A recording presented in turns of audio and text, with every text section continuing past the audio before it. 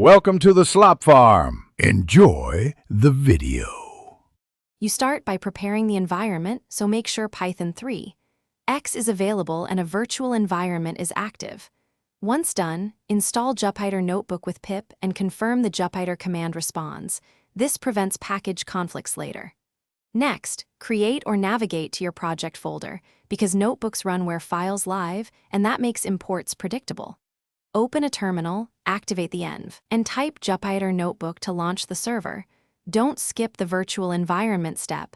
It isolates dependencies. You now create and execute code. Click New and pick Python 3 to open a notebook. Type Python code into a cell, then press Shift+Enter to run it. This executes the cell and moves to the next one. If you need packages mid-session, run pip install package name inside a cell so the kernel sees them immediately. Make sure to restart the kernel after installing native extensions, otherwise, imports may fail. Use clear cell ordering and explicit imports to keep state predictable.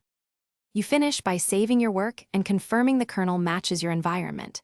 Save the notebook often, then export or commit the IPINB file as needed. If output is stale or errors appear, restart the kernel to clear memory, and then run cells top to bottom to reproduce results. Make sure the notebook's kernel points to the same virtual environment where you installed packages. If not, change kernel to the correct one. Troubleshooting tip: if imports fail, verify sys. Thanks for watching.